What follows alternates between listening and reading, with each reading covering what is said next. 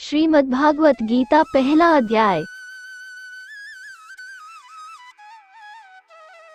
धृतराष्ट्र बोले, हे संजय, धर्मभूमि कुरुक्षेत्र में एकत्रित युद्ध की इच्छा वाले मेरे और पांडु के पुत्रों ने क्या किया। संजय बोले, उस समय राजा दुर्योधन ने व्यूह रचना युक्त पांडवों की सेना को देखकर और द्रोणाचार्य के पास जाकर यह वचन कहा, हे आचार्य, आपके बुद्धिमान शिष्य द्रुपद पुत्र धृष्टद्युम्न द्वारा व्यूहाकार खड़ी की हुई पांडु पुत्रों की इस बड़ी भारी सेना को देखिए। इस सेना में बड़े बड़े धनुषों वाले तथा युद्ध में भीम और अर्जुन के समान शूरवीर सात्यकी और विराट तथा महारथी राजा द्रुपद, धृष्टकेतु और चेकितान तथा बलवान काशीराज, पुरुजित कुंतीभोज और मनुष्यों में श्रेष्ठ शाव्य, पराक्रमी युधामन्यु तथा बलवान उत्तमौजा, सुभद्रा पुत्र अभिमन्यु एवं द्रौपदी के पांचों पुत्र, ये सभी महारथी हैं। हे ब्राह्मण श्रेष्ठ, अपने पक्ष में भी जो प्रधान हैं उनको आप समझ लीजिए। आपकी जानकारी के लिए मेरी सेना के जो सेनापति हैं उनको बतलाता हूँ। आप द्रोणाचार्य और पितामह भीष्म तथा कर्ण और संग्राम विजयी कृपाचार्य तथा वैसे ही अश्वत्थामा, विकर्ण और सोमदत्त का पुत्र भूरिश्रवा और भी मेरे लिए जीवन की आशा त्याग देने वाले बहुत से शूरवीर अनेक प्रकार के शस्त्रास्त्रों से सुसज्जित और सबके सब युद्ध में चतुर हैं। भीष्म पितामह द्वारा रक्षित हमारी वह सेना सब प्रकार से अजेय है और भीम द्वारा रक्षित इन लोगों की यह सेना जीतने में सुगम है। इसलिए सब मोर्चों पर अपनी अपनी जगह स्थित रहते हुए आप लोग सभी निसंदेह भीष्म पितामह की ही सब ओर से रक्षा करें। कौरवों में वृद्ध बड़े प्रतापी पितामह भीष्म ने उस दुर्योधन के हृदय में हर्ष उत्पन्न करते हुए उच्च स्वर से सिंह की दहाड़ के समान गरज कर शंख बजाया। इसके पश्चात शंख और नगारे तथा ढोल, मृदंग और नरसिंघे आदि बाजे एक साथ ही बज उठे। उनका वह शब्द बड़ा भयंकर हुआ। इसके अनंतर सफेद घोड़ों से युक्त उत्तम रथ में बैठे हुए श्री कृष्ण महाराज और अर्जुन ने भी अलौकिक शंख बजाए। श्री कृष्ण महाराज ने पांचजन्य नामक, अर्जुन ने देवदत्त नामक और भयानक कर्म वाले भीमसेन ने पौंड नामक महाशंख बजाया। कुंती पुत्र राजा युधिष्ठिर ने अनंत विजय नामक और नकुल तथा सहदेव ने सुघोष और मणिपुष्पक नामक शंख बजाए। श्रेष्ठ धनुष वाले काशीराज और महारथी शिखंडी एवं धृष्टद्युम्न तथा राजा विराट और अजेय सात्यकी, राजा द्रुपद एवं द्रौपदी के पांचों पुत्र और बड़ी भुजा वाले सुभद्रा पुत्र अभिमन्यु, इन सभी ने, हे राजन, सब ओर से अलग अलग शंख बजाए और उस भयानक शब्द ने आकाश और पृथ्वी को भी गुंजाते हुए धार्तराष्ट्रों के अर्थात आपके पक्ष वालों के हृदय विदीर्ण कर दिए।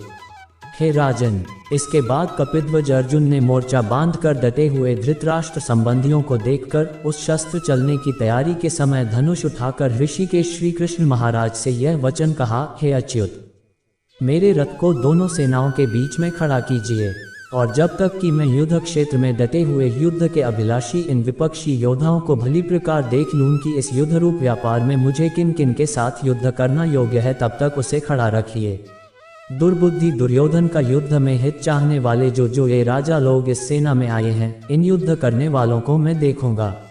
संजय बोले, हे धृतराष्ट्र, अर्जुन द्वारा इस प्रकार कहे हुए महाराज श्री कृष्णचंद्र ने दोनों सेनाओं के बीच में भीष्म और द्रोणाचार्य के सामने तथा संपूर्ण राजाओं के सामने उत्तम रथ को खड़ा करके इस प्रकार कहा कि, हे पार्थ, युद्ध के लिए जुटे हुए इन कौरवों को देख। इसके बाद पृथापुत्र अर्जुन ने उन दोनों ही सेनाओं में स्थित ताऊ चाचों को, दादों परदादों को, गुरुओं को, मामाओं को, भाइयों को, पुत्रों को, पौत्रों को तथा मित्रों को, ससुरों को और सुहृदों को भी देखा। उपस्थित संपूर्ण बंधुओं को देखकर वे कुंती पुत्र अर्जुन अत्यंत करुणा से युक्त होकर शोक करते हुए यह वचन बोले।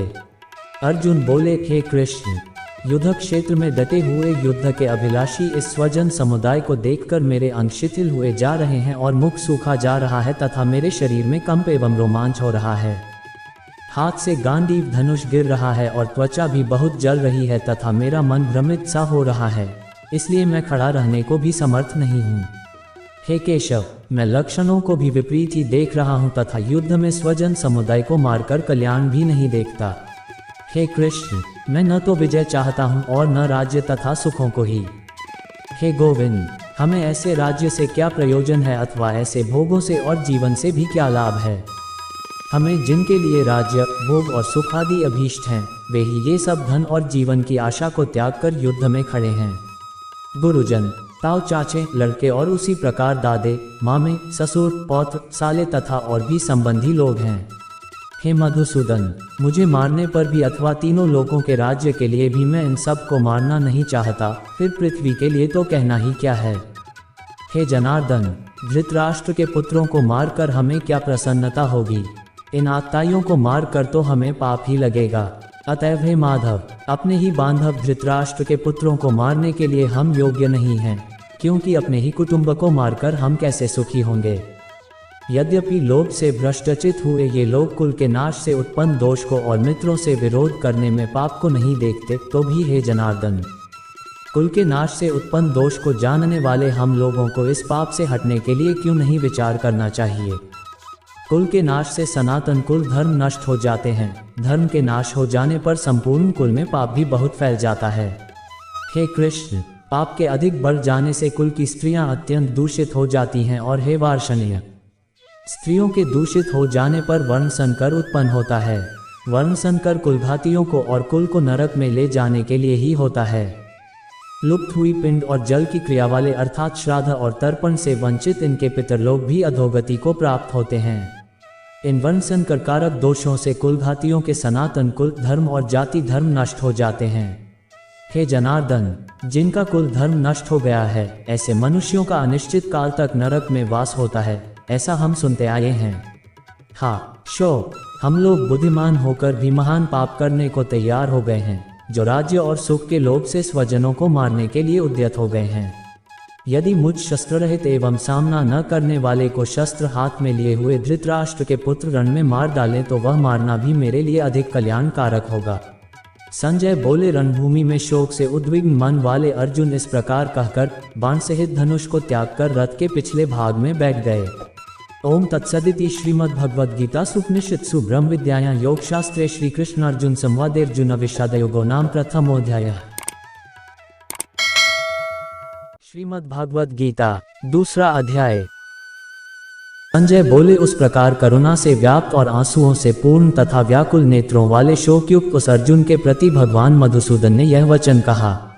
श्री भगवान बोले, हे अर्जुन, तुझे इस असमय में यह मोह किस हेतु से प्राप्त हुआ? क्योंकि न तो ये श्रेष्ठ पुरुषों द्वारा आचरित है, न स्वर्ग को देने वाला है और न कीर्ति को करने वाला ही है। इसलिए हे अर्जुन, नपुंसकता को मत प्राप्त हो, तुझ में यह उचित नहीं जान पड़ती। हे परंतप, हृदय की तुच्छ दुर्बलता को त्याग कर युद्ध के लिए खड़ा हो जा। अर्जुन बोले, हे मधुसूदन, मैं रणभूमि में किस प्रकार बाणों से भीष्म पितामह और द्रोणाचार्य के विरुद्ध लड़ेंगा? क्योंकि हे अरिसूदन, वे दोनों ही पूजनीय हैं। इसलिए इन महानुभाव गुरुजनों को न मारकर मैं इस लोक में भिक्षा का अन्न भी खाना कल्याण कारक समझता हूँ, क्योंकि गुरुजनों को मारकर भी इस लोक में रुधिर से सने हुए अर्थ और कामरूप भोगों को ही तो भोगूंगा। हम ये भी नहीं जानते कि हमारे लिए युद्ध करना और न करना इन दोनों में से कौन सा श्रेष्ठ है, अथवा ये भी नहीं जानते कि उन्हें हम जीतेंगे या हमको वे जीतेंगे। और जिनको मारकर हम जीना भी नहीं चाहते, वे ही हमारे आत्मीय धृतराष्ट्र के पुत्र हमारे मुकाबले में खड़े हैं।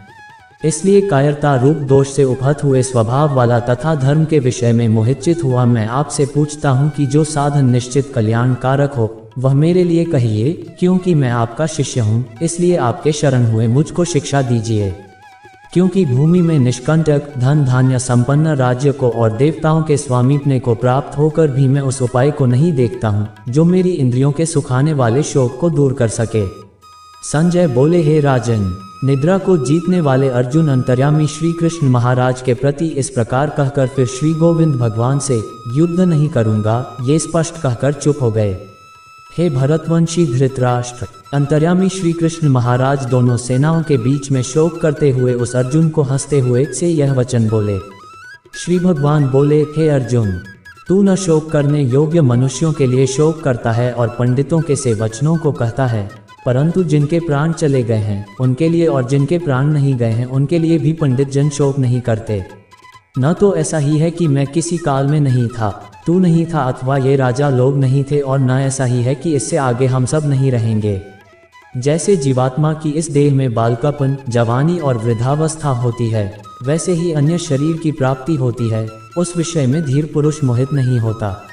हे कुंती पुत्र, सर्दी गर्मी और सुख दुख को देने वाले इंद्रियों और विषयों के संयोग तो उत्पत्ति विनाशशील और अनित्य हैं। इसलिए हे भारत, उनको तू सहन कर, क्योंकि हे पुरुष श्रेष्ठ, दुख सुख को समान समझने वाले जिस धीर पुरुष को ये इंद्रियों और विषयों के संयोग व्याकुल नहीं करते, वह मोक्ष के योग्य होता है। असत वस्तु की तो सत्ता नहीं है और सत का अभाव नहीं है। इस प्रकार इन दोनों का ही तत्वज्ञानी पुरुषों द्वारा देखा गया है। नाश रहित तो तू उसको जान जिससे ये संपूर्ण जगत दृश्य वर्ग व्याप्त है। इस अविनाशी का विनाश करने में कोई भी समर्थ नहीं है। इस नाश रहित अप्रमेय नित्य स्वरूप जीवात्मा के ये सब शरीर नाशवान कहे गए हैं। इसलिए हे भरतवंशी अर्जुन, तू युद्ध कर। जो इस आत्मा को मारने वाला समझता है तथा जो इसको मरा मानता है, वे दोनों ही नहीं जानते, क्योंकि यह आत्मा वास्तव में न तो किसी को मारता है और न किसी के द्वारा मारा जाता है। यह आत्मा किसी काल में भी न तो जन्मता है और न मरता ही है तथा न यह उत्पन्न होकर फिर होने वाला ही है, क्योंकि यह अजन्मा, नित्य, सनातन और पुरातन है। शरीर के मारे जाने पर भी यह नहीं मारा जाता। हे पृथापुत्र अर्जुन, जो पुरुष इस आत्मा को नाशरहित, नित्य, अजन्मा और अव्यय जानता है, वह पुरुष कैसे किसको मरवाता है और कैसे किसको मारता है। जैसे मनुष्य पुराने वस्त्रों को त्याग कर दूसरे नए वस्त्रों को ग्रहण करता है, वैसे ही जीवात्मा पुराने शरीरों को त्याग कर दूसरे नए शरीरों को प्राप्त होता है। इस आत्मा को शस्त्र नहीं काट सकते, इसको आग नहीं जला सकती, इसको जल नहीं गला सकता और वायु नहीं सुखा सकता, क्योंकि यह आत्मा अच्छेद्य है। यह आत्मा अदाह्य, अक्लेद्य और निःसंदेह अशोष्य है तथा यह आत्मा नित्य, सर्वव्यापी, अचल, स्थिर रहने वाला और सनातन है। यह आत्मा अव्यक्त है, यह आत्मा अचिंत्य है और यह आत्मा विकार रहित कहा जाता है। इससे हे अर्जुन, इस आत्मा को उपर्युक्त प्रकार से जानकर तू शोक करने को योग्य नहीं है, अर्थात तुझे शोक करना उचित नहीं है। किंतु यदि तू इस आत्मा को सदा जन्मने वाला तथा सदा मरने वाला मानता हो तो भी हे महाबाहो, तू इस प्रकार शोक करने को योग्य नहीं है, क्योंकि इस मान्यता के अनुसार जन्मे हुए की मृत्यु निश्चित है और मरे हुए का जन्म निश्चित है। इससे भी इस बिना उपाय वाले विषय में तू शोक तू करने को योग्य नहीं है। हे अर्जुन, संपूर्ण प्राणी जन्म से पहले अप्रकट थे और मरने के बाद भी अप्रकट हो जाने वाले हैं, केवल बीच में ही प्रकट हैं। फिर ऐसी स्थिति में क्या शोक करना है।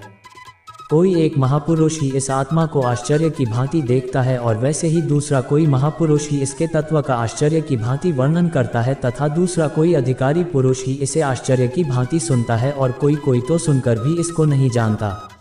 हे अर्जुन, यह आत्मा सबके शरीरों में सदा ही अवध, जिसका वध नहीं किया जा सके है। इस कारण संपूर्ण प्राणियों के लिए तू शोक करने के योग्य नहीं है तथा अपने धर्म को देखकर भी तू भय करने योग्य नहीं है, अर्थात तुझे भय नहीं करना चाहिए, क्योंकि क्षत्रिय के लिए धर्म युक्त युद्ध से बढ़कर दूसरा कोई कल्याणकारी कर्तव्य नहीं है। हे पार्थ, अपने आप प्राप्त हुए और खुले हुए स्वर्ग के द्वार रूप इस प्रकार के युद्ध को भाग्यवान क्षत्रिय लोग ही पाते हैं। किंतु यदि तू इस धर्म युक्त युद्ध को नहीं करेगा तो स्वधर्म और कीर्ति को खोकर पाप को प्राप्त होगा तथा सब लोग तेरी बहुत काल तक रहने वाली अपकीर्ति का भी कथन करेंगे और माननीय पुरुष के लिए अपकीर्ति मरण से भी बढ़कर है। और जिनकी दृष्टि में तू पहले बहुत सम्मानित होकर अब लघुता को प्राप्त होगा, वे महारथी लोग तुझे भय के कारण युद्ध से हटा हुआ मानेंगे। तेरे वैरी लोग तेरे सामर्थ्य की निंदा करते हुए तुझे बहुत से न कहने योग्य वचन भी कहेंगे। उससे अधिक दुख और क्या होगा। या तो तू युद्ध में मारा जाकर स्वर्ग को प्राप्त होगा अथवा संग्राम में जीतकर पृथ्वी का राज्य भोगेगा। इस कारण हे अर्जुन, तू युद्ध के लिए निश्चय करके खड़ा हो जा। जय पराजय, लाभ हानि और सुख दुख को समान समझकर उसके बाद युद्ध के लिए तैयार हो जा। इस प्रकार युद्ध करने से तू पाप को नहीं प्राप्त होगा। हे पार्थ, ये बुद्धि तेरे लिए ज्ञान योग के विषय में कही गई और अब तू इसको कर्मयोग के विषय में सुन। जिस बुद्धि से युक्त हुआ तू कर्मों के बंधन को भली भांति त्याग देगा, अर्थात सर्वथा नष्ट कर डालेगा। इस कर्मयोग में आरंभ का अर्थात बीज का नाश नहीं है और उल्टा फल रूप दोष भी नहीं है, बल्कि इस कर्मयोग रूप धर्म का थोड़ा सा भी साधन जन्म मृत्यु रूप महान भय से रक्षा कर लेता है। हे अर्जुन, इस कर्मयोग में निश्चयात्मिका बुद्धि एक ही होती है, किंतु अस्थिर विचार वाले विवेकहीन सकौम मनुष्यों की बुद्धियां निश्चय ही बहुत भेदों वाली और अनंत होती हैं। हे अर्जुन, जो भोगों में तन्मय हो रहे हैं, जो कर्म फल के प्रशंसक वेदवाक्यों में ही प्रीति रखते हैं, जिनकी बुद्धि में स्वर्ग ही परम प्राप्य वस्तु है और जो स्वर्ग से बढ़कर दूसरी कोई वस्तु ही नहीं है, ऐसा कहने वाले हैं, वे अविवेकी जन इस प्रकार की जिस पुष्पित अर्थात दिखाव शोभायुक्त वाणी को कहा करते हैं, जो कि जन्म रूप कर्मफल देने वाली एवं भोग तथा ऐश्वर्य की प्राप्ति के लिए नाना प्रकार की बहुत सी क्रियाओं का वर्णन करने वाली है, उस वाणी द्वारा जिनका चित्त हर लिया गया है, जो भोग और ऐश्वर्य में अत्यंत आसक्त हैं, उन पुरुषों की परमात्मा में निश्चयात्मिका बुद्धि नहीं होती। हे अर्जुन, वेद उपर्युक्त प्रकार से तीनों गुणों के कार्य रूप समस्त भोगों एवं उनके साधनों का प्रतिपादन करने वाले हैं, इसलिए तू उन भोगों एवं उनके साधनों में आसक्तिहीन, हर्ष शोकादि द्वंद्वों से रहित, नित्य वस्तु परमात्मा में स्थित, योग क्षेम को न चाहने वाला और स्वाधीन अंतःकरण वाला हो। सब ओर से परिपूर्ण जलाशय के प्राप्त हो जाने पर छोटे जलाशय में मनुष्य का जितना प्रयोजन रहता है, ब्रह्म को तत्व से जानने वाले ब्राह्मण का समस्त वेदों में उतना ही प्रयोजन रह जाता है। तेरा कर्म करने में ही अधिकार है, उसके फलों में कभी नहीं। इसलिए तू कर्मों के फल का हेतु मत हो तथा तेरी कर्म न करने में भी आसक्ति न हो। हे धनंजय, तू आसक्ति को त्याग कर तथा सिद्धि और असिद्धि में समान बुद्धि वाला होकर योग में स्थित हुआ कर्तव्य कर्मों को कर। समत्व, जो कुछ भी कर्म किया जाए उसके पूर्ण होने और न होने में तथा उसके फल में संभाव रहने का नाम समत्व है, ही योग कहलाता है। इस समत्व रूप बुद्धि योग से सकौम कर्म अत्यंत ही निम्न श्रेणी का है। इसलिए हे धनंजय, तू संबुद्धि में ही रक्षा का उपाय ढूंढ अर्थात बुद्धि योग का ही आश्रय ग्रहण कर, क्योंकि फल के हेतु बनने वाले अत्यंत दीन हैं। संबुद्धि युक्त पुरुष पुण्य और पाप दोनों को इसी लोक में त्याग देता है, अर्थात उनसे मुक्त हो जाता है। इससे तू समत्व रूप योग में लग जा। ये समत्व रूप योग ही कर्मों में कुशलता है, अर्थात कर्म बंधन से छूटने का उपाय है। क्योंकि संबुद्धि से युक्त ज्ञानी जन कर्मों से उत्पन्न होने वाले फल को त्याग कर जन रूप बंधन से मुक्त हो निर्विकार परमपद को प्राप्त हो जाते हैं। जिस काल में तेरी बुद्धि मोहरूप दलदल को भली भांति पार कर जाएगी, उस समय तू सुने हुए और सुनने में आने वाले इस लोक और परलोक संबंधी सभी भोगों से वैराग्य को प्राप्त हो जाएगा। भांति भांति के वचनों को सुनने से विचलित हुई तेरी बुद्धि जब परमात्मा में अचल और स्थिर ठहर जाएगी, तब तू योग को प्राप्त हो जाएगा, अर्थात तेरा परमात्मा से नित्य संयोग हो जाएगा। अर्जुन बोले, हे केशव, समाधि में स्थित परमात्मा को प्राप्त हुए स्थिर बुद्धि पुरुष का क्या लक्षण है? वह स्थिर बुद्धि पुरुष कैसे बोलता है, कैसे बैठता है और कैसे चलता है? श्री भगवान बोले, हे अर्जुन, जिस काल में ये पुरुष मन में स्थित संपूर्ण कामनाओं को भली भांति त्याग देता है और आत्मा से आत्मा में ही संतुष्ट रहता है, उस काल में वह स्थित प्रज्ञ कहा जाता है। दुखों की प्राप्ति होने पर जिसके मन में उद्वेग नहीं होता, सुखों की प्राप्ति में जो सर्वथा निष्प्रिय है तथा जिसके राग, भय और क्रोध नष्ट हो गए हैं, ऐसा मुनि स्थिर बुद्धि कहा जाता है। जो पुरुष सर्वत्र स्नेह रहित हुआ उस शुभ या अशुभ वस्तु को प्राप्त होकर न प्रसन्न होता है और न द्वेष करता है, उसकी बुद्धि स्थिर है। और कछुआ सब ओर से अपने अंगों को जैसे समेट लेता है, वैसे ही जब ये पुरुष इंद्रियों के विषयों से इंद्रियों को सब प्रकार से हटा लेता है, तब उसकी बुद्धि स्थिर है, ऐसा समझना चाहिए। इंद्रियों के द्वारा विषयों को ग्रहण न करने वाले पुरुष के भी केवल विषय तो निवृत्त हो जाते हैं, परंतु उनमें रहने वाली आसक्ति निवृत्त नहीं होती। इस स्थित प्रज्ञ पुरुष की तो आसक्ति भी परमात्मा का साक्षात्कार करके निवृत्त हो जाती है। हे अर्जुन, आसक्ति का नाश न होने के कारण ये प्रमथन स्वभाव वाली इंद्रियां यत्न करते हुए बुद्धिमान पुरुष के मन को भी बलात् हर लेती हैं। इसलिए साधक को चाहिए कि वह उन संपूर्ण इंद्रियों को वश में करके समाहित चित्त हुआ मेरे परायण होकर ध्यान में बैठे, क्योंकि जिस पुरुष की इंद्रियां वश में होती हैं, उसी की बुद्धि स्थिर हो जाती है। विषयों का चिंतन करने वाले पुरुष की उन विषयों में आसक्ति हो जाती है, आसक्ति से उन विषयों की कामना उत्पन्न होती है और कामना में विघ्न पड़ने से क्रोध उत्पन्न होता है। क्रोध से अत्यंत मूढ़ भाव उत्पन्न हो जाता है, मूढ़ भाव से स्मृति में भ्रम हो जाता है, स्मृति में भ्रम हो जाने से बुद्धि अर्थात ज्ञान शक्ति का नाश हो जाता है और बुद्धि का नाश हो जाने से यह पुरुष अपनी स्थिति से गिर जाता है। परंतु अपने अधीन किए हुए अंतःकरण वाला साधक अपने वश में की हुई राग द्वेष से रहित इंद्रियों द्वारा विषयों में विचरण करता हुआ अंतःकरण की प्रसन्नता को प्राप्त होता है। अंतःकरण की प्रसन्नता होने पर इसके संपूर्ण दुखों का अभाव हो जाता है और उस प्रसन्नचित वाले कर्मयोगी की बुद्धि शीघ्र ही सब ओर से हटकर एक परमात्मा में ही भली भांति स्थिर हो जाती है। न जीते हुए मन और इंद्रियों वाले पुरुष में निश्चयात्मिका बुद्धि नहीं होती और उस युक्त मनुष्य के अंतःकरण में भावना भी नहीं होती तथा भावनाहीन मनुष्य को शांति नहीं मिलती और शांति रहित मनुष्य को सुख कैसे मिल सकता है। क्योंकि जैसे जल में चलने वाली नाव को वायु हर लेती है, वैसे ही विषयों में विचरती हुई इंद्रियों में से मन जिस इंद्रिय के साथ रहता है वह एक ही इंद्रिय इस युक्त पुरुष की बुद्धि को हर लेती है। इसलिए हे महाबाहो, जिस पुरुष की इंद्रियां इंद्रियों के विषयों से सब प्रकार निग्रह की हुई हैं, उसी की बुद्धि स्थिर है। संपूर्ण प्राणियों के लिए जो रात्रि के समान है, उस नित्य ज्ञान स्वरूप परमानंद की प्राप्ति में स्थित प्रज्ञ योगी जागता है, और जिस नाशवान सांसारिक सुख की प्राप्ति में सब प्राणी जागते हैं, परमात्मा के तत्व को जानने वाले मुनि के लिए वह रात्रि के समान है।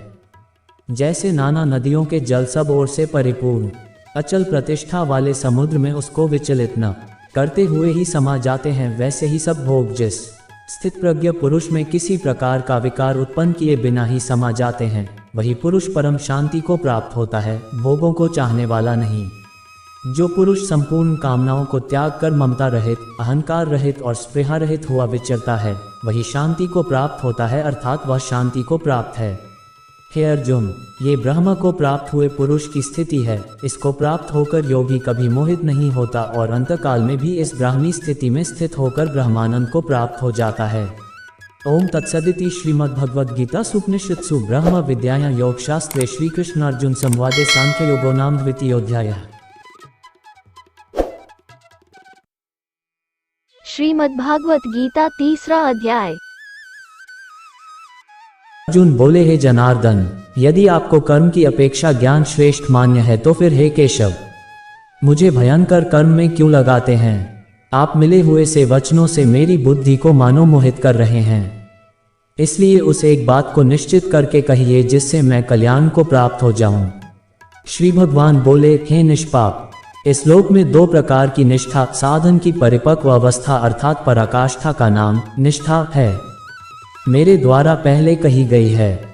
उनमें से सांख्य योगियों की निष्ठा तो ज्ञान योग से माया से उत्पन्न हुए संपूर्ण गुण ही गुणों में बरतते हैं, ऐसे समझकर तथा मन, इंद्रियों और शरीर द्वारा होने वाली संपूर्ण क्रियाओं में कर्तापन के अभिमान से रहित होकर सर्वव्यापी सच्चिदानंद घन परमात्मा में एक ही भाव से स्थित रहने का नाम ज्ञान योग है। इसी को संन्यास, सांख्य योग आदि नामों से कहा गया है।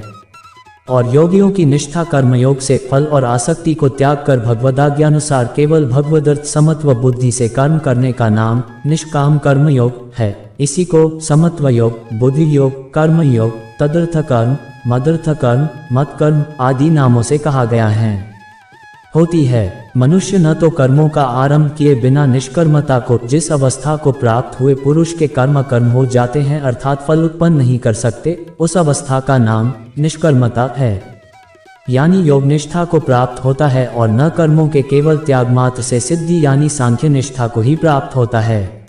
निसंदेह कोई भी मनुष्य किसी भी काल में क्षण मात्र भी बिना कर्म किए नहीं रहता, क्योंकि सारा मनुष्य समुदाय प्रकृति जनित गुणों द्वारा परवश हुआ कर्म करने के लिए बाध्य किया जाता है। जो मूल बुद्धि मनुष्य समस्त इंद्रियों को हठपूर्वक ऊपर से रोककर मन से उन इंद्रियों के विषयों का चिंतन करता रहता है, वह मिथ्याचारी अर्थात दंभी कहा जाता है। किंतु हे अर्जुन, जो पुरुष मन से इंद्रियों को वश में करके अनासक्त हुआ समस्त इंद्रियों द्वारा कर्मयोग का आचरण करता है, वही श्रेष्ठ है। तू शास्त्र विहित कर्तव्य कर्म कर, क्योंकि कर्म न करने की अपेक्षा कर्म करना श्रेष्ठ है, तथा कर्म न करने से तेरा शरीर निर्वाह भी नहीं सिद्ध होगा। यज्ञ के निमित्त किए जाने वाले कर्मों से अतिरिक्त दूसरे कर्मों में लगा हुआ ही यह मनुष्य समुदाय कर्मों से बंधता है। इसलिए हे अर्जुन, तू आसक्ति से रहित होकर उस यज्ञ के निमित्त ही भली भांति कर्तव्य कर्म कर। प्रजापति ब्रह्मा ने कल्प के आदि में यज्ञ सहित प्रजाओं को रचकर उनसे कहा कि तुम लोग इस यज्ञ के द्वारा वृद्धि को प्राप्त हो और यह यज्ञ तुम लोगों को इच्छित भोग प्रदान करने वाला हो। तुम लोग इस यज्ञ के द्वारा देवताओं को उन्नत करो और वे देवता तुम लोगों को उन्नत करें। इस प्रकार निस्वार्थ भाव से एक दूसरे को उन्नत करते हुए तुम लोग परम कल्याण को प्राप्त हो जाओगे। यज्ञ के द्वारा बढ़ाए हुए देवता तुम लोगों को बिना मांगे ही इच्छित भोग निश्चय ही देते रहेंगे। इस प्रकार उन देवताओं के द्वारा दिए हुए भोगों को जो पुरुष उनको बिना दिए स्वयं भोगता है, वह चोर ही है। यज्ञ से बचे हुए अन्न को खाने वाले श्रेष्ठ पुरुष सब पापों से मुक्त हो जाते हैं, और जो पापी लोग अपना शरीर पोषण करने के लिए ही अन्न पकाते हैं, वे तो पाप को ही खाते हैं।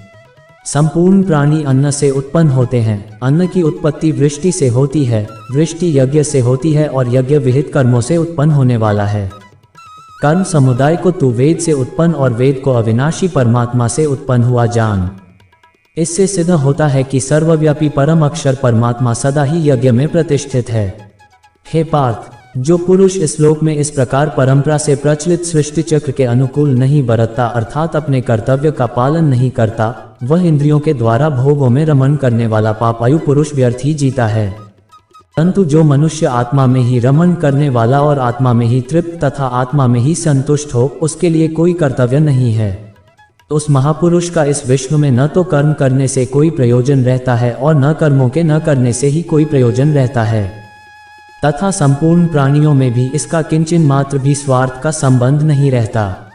इसलिए तू निरंतर आसक्ति से रहित होकर सदा कर्तव्य कर्म को भली भांति करता रहे, क्योंकि आसक्ति से रहित होकर कर्म करता हुआ मनुष्य परमात्मा को प्राप्त हो जाता है। जनकादि ज्ञानी जन भी आसक्ति रहित कर्म द्वारा ही परम सिद्धि को प्राप्त हुए थे। इसलिए तथा लोक संग्रह को देखते हुए भी तू कर्म करने को ही योग्य है, अर्थात तुझे कर्म करना ही उचित है। श्रेष्ठ पुरुष जो जो आचरण करता है, अन्य पुरुष भी वैसा वैसा ही आचरण करते हैं। वह जो कुछ प्रमाण कर देता है, समस्त मनुष्य समुदाय उसी के अनुसार बरतने लग जाता है। हे अर्जुन, मुझे इन तीनों लोकों में न तो कुछ कर्तव्य है और न कोई भी प्राप्त करने योग्य वस्तु अप्राप्त है, तो भी मैं कर्म में ही बरतता हूँ। क्योंकि हे पार्थ, यदि कदाचित मैं सावधान होकर कर्मों में न बरतूं तो बड़ी हानि हो जाए, क्योंकि मनुष्य सब प्रकार से मेरे ही मार्ग का अनुसरण करते हैं। इसलिए यदि मैं कर्म न करूं तो ये सब मनुष्य नष्ट भ्रष्ट हो जाएं और मैं संकर्ता का करने वाला हूं तथा इस समस्त प्रजा को नष्ट करने वाला बनूं। हे भारत, कर्म में आसक्त हुए अज्ञानी जन जिस प्रकार कर्म करते हैं, आसक्ति रहित विद्वान भी लोक संग्रह करना चाहता हुआ उसी प्रकार कर्म करे। परमात्मा के स्वरूप में अटल स्थित हुए ज्ञानी पुरुष को चाहिए कि वह शास्त्र विहित कर्मों में आसक्ति वाले अज्ञानियों की बुद्धि में भ्रम अर्थात कर्मों में श्रद्धा उत्पन्न न करे, किंतु स्वयं शास्त्र विहित समस्त कर्म भली भांति करता हुआ उनसे भी वैसे ही करवावे। वास्तव में संपूर्ण कर्म सब प्रकार से प्रकृति के गुणों द्वारा किए जाते हैं, तो भी जिसका अंत करण अहंकार से मोहित हो रहा है, ऐसा अज्ञानी मैं करता हूँ ऐसा मानता है। परंतु हे महाबाहो, गुण विभाग और कर्म विभाग त्रिगुणात्मक माया के कार्य रूप 5 महाभूत और मन, बुद्धि, अहंकार तथा 5 ज्ञानेंद्रियां, 5 कर्मेंद्रियां और शब्दादि 5 विषय, इन सब के समुदाय का नाम गुण विभाग है और इनकी परस्पर की चेष्टाओं का नाम कर्म विभाग है। के तत्व उपर्युक्त गुण विभाग और कर्म विभाग से आत्मा को पृथक अर्थात निर्लेप जानना ही इनका तत्व जानना है। को जानने वाला ज्ञान योगी संपूर्ण गुण ही गुणों में बरत रहे हैं ऐसा समझकर उनमें आसक्त नहीं होता। प्रकृति के गुणों से अत्यंत मोहित हुए मनुष्य गुणों में और कर्मों में आसक्त रहते हैं। उन पूर्णतया न समझने वाले मंद बुद्धि अज्ञानियों को पूर्णतया जानने वाला ज्ञानी विचलित न करे।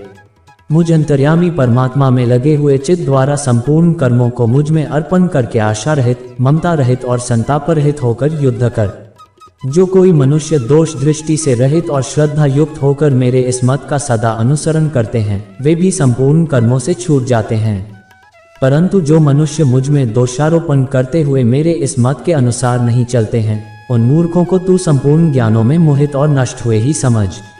सभी प्राणी प्रकृति को प्राप्त होते हैं अर्थात अपने स्वभाव के परवश हुए कर्म करते हैं। ज्ञानवान भी अपनी प्रकृति के अनुसार चेष्टा करता है, फिर इसमें किसी का हट क्या करेगा। इंद्रिय के अर्थ में अर्थात प्रत्येक इंद्रिय के विषय में राग और द्वेष छिपे हुए स्थित हैं। मनुष्य को उन दोनों के वश में नहीं होना चाहिए, क्योंकि वे दोनों ही इसके कल्याण मार्ग में विघ्न करने वाले महान शत्रु हैं।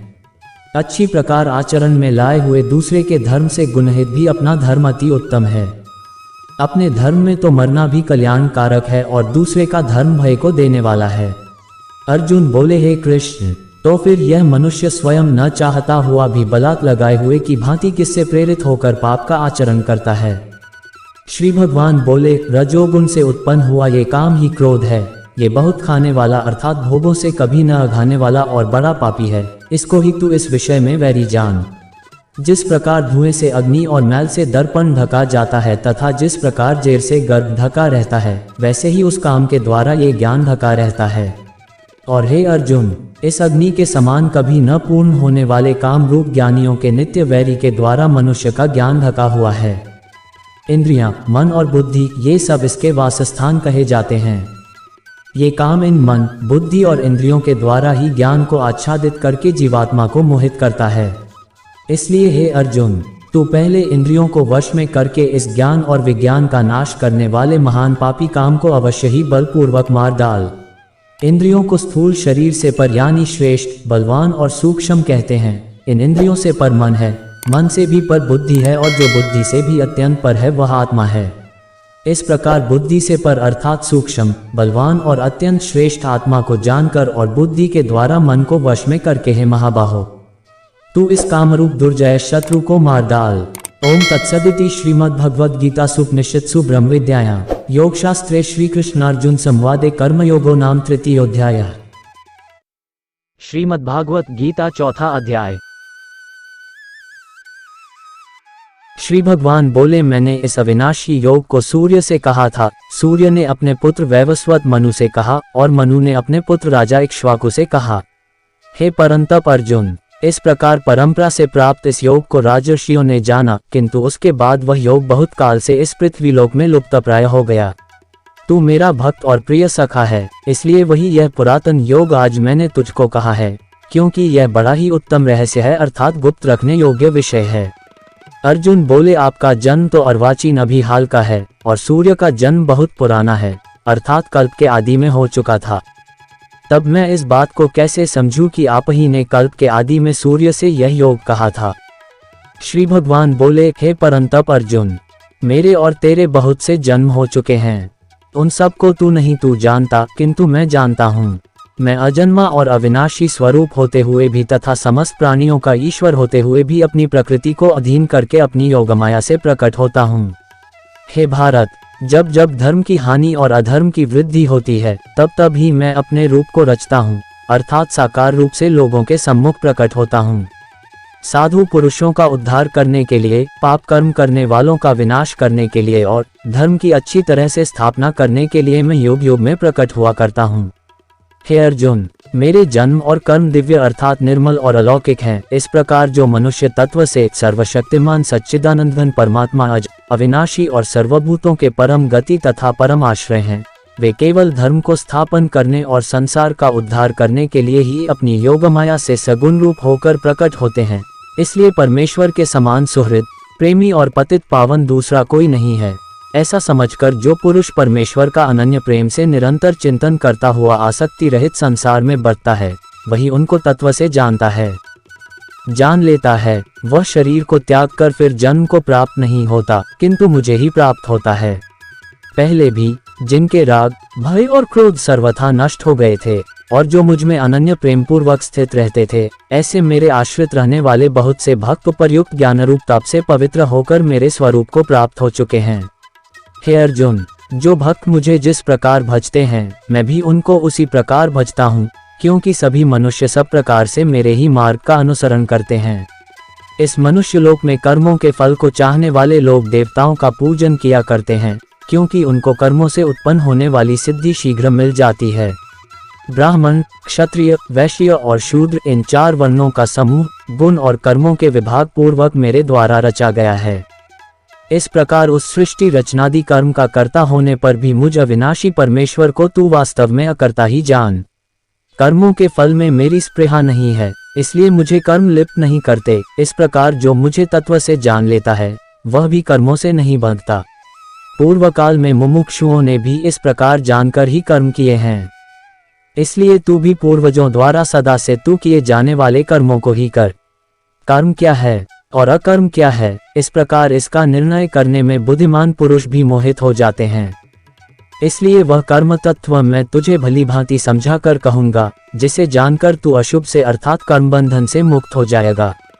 कर्म का स्वरूप भी जानना चाहिए और अकर्म का स्वरूप भी जानना चाहिए तथा विकर्म का स्वरूप भी जानना चाहिए, क्योंकि कर्म की गति गहन है। जो मनुष्य कर्म में अकर्म देखता है और जो अकर्म में कर्म देखता है, वह मनुष्यों में बुद्धिमान है और वह योगी समस्त कर्मों को करने वाला है। जिसके संपूर्ण शास्त्र सम्मत कर्म बिना कामना और संकल्प के होते हैं तथा जिसके समस्त कर्म ज्ञान रूप अग्नि के द्वारा भस्म हो गए हैं, उस महापुरुष को ज्ञानी जन भी पंडित कहते हैं। जो पुरुष समस्त कर्मों में और उनके फल में आसक्ति का सर्वथा त्याग करके संसार के आश्रय से रहित हो गया है और परमात्मा में नित्य तृप्त है, वह कर्मों में भलीभांति बरतता हुआ भी वास्तव में कुछ भी नहीं करता। जिसका अंतःकरण और इंद्रियों के सहित शरीर जीता हुआ है और जिसने समस्त भोगों की सामग्री का परित्याग कर दिया है, ऐसा आशारहित पुरुष केवल शरीर संबंधी कर्म करता हुआ भी पापों को नहीं प्राप्त होता। जो बिना इच्छा के अपने आप प्राप्त हुए पदार्थ में सदा संतुष्ट रहता है, जिसमें ईर्ष्या का सर्वथा अभाव हो गया है, जो हर्ष शोक आदि द्वंद्वों से सर्वथा अतीत हो गया है, ऐसा सिद्धि और असिद्धि में सम रहने वाला कर्मयोगी कर्म करता हुआ भी उनसे नहीं बंधता। जिसकी आसक्ति सर्वथा नष्ट हो गई है, जो देहाभिमान और ममता से रहित हो गया है, जिसका चित्त निरंतर परमात्मा के ज्ञान में स्थित रहता है, ऐसा केवल यज्ञ संपादन के लिए कर्म करने वाले मनुष्य के संपूर्ण कर्म भली भांति विलीन हो जाते हैं। जिस यज्ञ में अर्पण अर्थात सुवा आदि भी ब्रह्म है और हवन किए जाने योग्य द्रव्य भी ब्रह्म है तथा ब्रह्मरूप कर्ता के द्वारा ब्रह्म रूप अग्नि में आहुति देना रूप क्रिया भी ब्रह्म है, उस ब्रह्म कर्म में स्थित रहने वाले योगी द्वारा प्राप्त किए जाने योग्य फल भी ब्रह्म ही है। दूसरे योगीजन देवताओं के पूजन रूप यज्ञ का ही भली भांति अनुष्ठान किया करते हैं और अन्य योगीजन परब्रह्म परमात्मा रूप अग्नि में अभेद दर्शन रूप यज्ञ के द्वारा ही आत्मरूप यज्ञ का हवन किया करते हैं। अन्य योगीजन श्रोत्र आदि समस्त इंद्रियों को संयम रूप अग्नियों में हवन किया करते हैं और दूसरे योगी लोग शब्द आदि समस्त विषयों को इंद्रिय रूप अग्नियों में हवन किया करते हैं। दूसरे योगीजन इंद्रियों की संपूर्ण क्रियाओं को और प्राणों की समस्त क्रियाओं को ज्ञान से प्रकाशित आत्मसंयम योग रूप अग्नि में हवन किया करते हैं। कई पुरुष द्रव्य संबंधी यज्ञ करने वाले हैं, कितने ही तपस्या रूप यज्ञ करने वाले हैं तथा दूसरे कितने ही योग रूप यज्ञ करने वाले हैं, कितने ही अहिंसादि तीक्ष्ण व्रतों से युक्त यत्नशील पुरुष स्वाध्याय रूप ज्ञान यज्ञ करने वाले हैं। दूसरे कितने ही योगीजन अपान वायु में प्राणवायु को हवन करते हैं, वैसे ही अन्य योगीजन प्राणवायु में अपान वायु को हवन करते हैं तथा अन्य कितने ही नियमित आहार करने वाले प्राणायाम परायण पुरुष प्राण और अपान की गति को रोककर प्राणों को प्राणों में ही हवन किया करते हैं। ये सभी साधक यज्ञों द्वारा पापों का नाश कर देने वाले और यज्ञों को जानने वाले हैं। हे कुरुश्रेष्ठ अर्जुन, यज्ञ से बचे हुए अमृत का अनुभव करने वाले योगीजन सनातन परब्रह्म परमात्मा को प्राप्त होते हैं और यज्ञ न करने वाले पुरुष के लिए तो यह मनुष्यलोक भी सुखदायक नहीं है, फिर परलोक कैसे सुखदायक हो सकता है। इसी प्रकार और भी बहुत तरह के यज्ञ वेद की वाणी में विस्तार से कहे गए हैं। उन सबको तू मन, तू इंद्रिय और शरीर की क्रिया द्वारा संपन्न होने वाले जान, इस प्रकार तत्व से जानकर उनके अनुष्ठान द्वारा तू कर्मबंधन से सर्वथा मुक्त हो जाएगा। हे परंतप अर्जुन, द्रव्यमय यज्ञ की अपेक्षा ज्ञान यज्ञ अत्यंत श्रेष्ठ है तथा यावन मात्र संपूर्ण कर्म ज्ञान में समाप्त हो जाते हैं। उस ज्ञान को तू तत्वदर्शी ज्ञानियों के पास जाकर समझ, उनको भली भांति दंडवत प्रणाम करने से, उनकी सेवा करने से और कपट छोड़कर सरलता पूर्वक प्रश्न करने से वे परमात्मा तत्व को भली भांति जानने वाले ज्ञानी महात्मा तुझे उस तत्व ज्ञान का उपदेश करेंगे, जिसको जानकर फिर तू इस प्रकार मोह को नहीं प्राप्त होगा। तथा हे अर्जुन, जिस ज्ञान के द्वारा तू संपूर्ण भूतों को निःशेष भाव से पहले अपने में और पीछे मुझ सच्चिदानंद घन परमात्मा में देखेगा, यदि तू अन्य सब पापियों से भी अधिक पाप करने वाला है तो भी तू ज्ञान रूप नौक द्वारा निःसंदेह संपूर्ण पाप समुद्र से भली भांति तर जाएगा। क्योंकि हे अर्जुन, जैसे प्रज्वलित अग्नि ईंधनों को भस्म में कर देता है, वैसे ही ज्ञान रूप अग्नि संपूर्ण कर्मों को भस्म में कर देता है। इस संसार में ज्ञान के समान पवित्र करने वाला निःसंदेह कुछ भी नहीं है। उस ज्ञान को कितने ही काल से कर्मयोग के द्वारा शुद्धांत करण हुआ मनुष्य अपने आप ही आत्मा में पा लेता है। जितेंद्रिय, साधन परायण और श्रद्धावान मनुष्य ज्ञान को प्राप्त होता है तथा ज्ञान को प्राप्त होकर वह बिना विलंब तत्काल ही भगवत प्राप्ति रूप परम शांति को प्राप्त हो जाता है। विवेकहीन और श्रद्धारहित संशय युक्त मनुष्य परमार्थ से अवश्य भ्रष्ट हो जाता है। ऐसे संशय युक्त मनुष्य के लिए न ये लोक है, न परलोक है और न सुख ही है। हे धनंजय, जिसने कर्मयोग की विधि से समस्त कर्मों का परमात्मा में अर्पण कर दिया है और जिसने विवेक द्वारा समस्त संशयों का नाश कर दिया है, ऐसे वश में किए हुए अंतःकरण वाले पुरुष को कर्म नहीं बांधते। इसलिए हे भरतवंशी अर्जुन, तू हृदय में स्थित इस अज्ञानजनित अपने संशय का विवेक ज्ञान रूप तलवार द्वारा छेदन करके समत्व रूप कर्मयोग में स्थित हो जा और युद्ध के लिए खड़ा हो जा। ओम तत्सदिति श्रीमद्भगवद्गीता सुपनिषत्सु ब्रह्म विद्यायां योग शास्त्रे श्री कृष्णार्जुन संवादे ज्ञान कर्म संन्यास योगो नाम चतुर्थोऽध्यायः। श्रीमद्भागवत गीता 5वां अध्याय। अर्जुन बोले, हे कृष्ण, आप कर्मों के संन्यास की और फिर कर्म योग की प्रशंसा करते हैं, इसलिए इन दोनों में से जो एक मेरे लिए भली भांति निश्चित कल्याणकारक साधन हो उसको कहिए। श्री भगवान बोले, कर्म संन्यास और कर्म योग ये दोनों ही परम कल्याण के करने वाले हैं, परंतु उन दोनों में भी कर्म संन्यास से कर्म योग साधन में सुगम होने से श्रेष्ठ है। हे अर्जुन, जो पुरुष न किसी से द्वेष करता है और न किसी की आकांक्षा करता है, वह कर्म योगी सदा सन्यासी ही समझने योग्य है, क्योंकि राग द्वेषादि द्वंद्वों से रहित पुरुष सुखपूर्वक संसार बंधन से मुक्त हो जाता है। उपर्युक्त संन्यास और कर्मयोग को मूर्ख लोग पृथक पृथक फल देने वाले कहते हैं, न कि पंडित जन, क्योंकि दोनों में से एक में भी सम्यक प्रकार से स्थित पुरुष दोनों के फलरूप परमात्मा को प्राप्त होता है। ज्ञान योगियों द्वारा जो परमधाम प्राप्त किया जाता है, कर्म योगियों द्वारा भी वही प्राप्त किया जाता है। इसलिए जो पुरुष ज्ञान योग और कर्म योग को फल रूप में एक देखता है, वही यथार्थ देखता है। परंतु हे अर्जुन, कर्म योग के बिना संन्यास अर्थात मन, इंद्रिय और शरीर द्वारा होने वाले संपूर्ण कर्मों में कर्तापन का त्याग प्राप्त होना कठिन है, और भगवत स्वरूप को मनन करने वाला कर्मयोगी परब्रह्म परमात्मा को शीघ्र ही प्राप्त हो जाता है। जिसका मन अपने वश में है, जो जितेंद्रिय एवं विशुद्ध अंतःकरण वाला है और संपूर्ण प्राणियों का आत्मरूप परमात्मा ही जिसका आत्मा है, ऐसा कर्मयोगी कर्म करता हुआ भी लिप्त नहीं होता। तत्व को जानने वाला सांख्य योगी तो देखता हुआ, सुनता हुआ, स्पर्श करता हुआ, सूंघता हुआ, भोजन करता हुआ, गमन करता हुआ, सोता हुआ, श्वास लेता हुआ, बोलता हुआ, त्यागता हुआ, ग्रहण करता हुआ तथा आंखों को खोलता और मूंदता हुआ भी सब इंद्रियां अपने अपने अर्थों में बरत रही हैं। इस प्रकार समझकर निसंदेह ऐसा माने कि मैं कुछ भी नहीं करता हूँ। जो पुरुष सब कर्मों को परमात्मा में अर्पण करके और आसक्ति को त्याग कर कर्म करता है, वह पुरुष जल से कमल के पत्ते की भांति पाप से लिप्त नहीं होता। कर्मयोगी ममत्व बुद्धि रहित केवल इंद्रिय, मन, बुद्धि और शरीर द्वारा भी आसक्ति को त्याग कर अंतःकरण की शुद्धि के लिए कर्म करते हैं। कर्मयोगी कर्मों के फल का त्याग करके भगवत प्राप्ति रूप शांति को प्राप्त होता है, और सकौम पुरुष कामना की प्रेरणा से फल में आसक्त होकर बंधता है। अंतःकरण जिसके वश में है, ऐसा सांख्य योग का आचरण करने वाला पुरुष न करता हुआ और न करवाता हुआ ही नवद्वारों वाले शरीर रूपी घर में सब कर्मों को मन से त्याग कर आनंद पूर्वक सच्चिदानंद घन परमात्मा के स्वरूप में स्थित रहता है। परमेश्वर मनुष्यों के न तो कर्तापन की, न कर्मों की और न कर्मफल के संयोग की ही रचना करते हैं, किंतु स्वभाव ही बरत रहा है। सर्वव्यापी परमेश्वर भी न किसी के पाप कर्म को और न किसी के शुभ कर्म को ही ग्रहण करता है, किंतु अज्ञान के द्वारा ज्ञान ढका हुआ है, उसी से सब अज्ञानी मनुष्य मोहित हो रहे हैं। परंतु जिनका वह ज्ञान परमात्मा के तत्व ज्ञान द्वारा नष्ट कर दिया गया है, उनका वह ज्ञान सूर्य के सदृश उस सच्चिदानंद घन परमात्मा को प्रकाशित कर देता है। जिनका मन तद्रूप हो रहा है, जिनकी बुद्धि तद्रूप हो रही है और सच्चिदानंद घन परमात्मा में ही जिनकी निरंतर एक ही भाव से स्थिति है, ऐसे तत्परायण पुरुष ज्ञान के द्वारा पापरहित होकर अपुनरावृत्ति को अर्थात परम गति को प्राप्त होते हैं।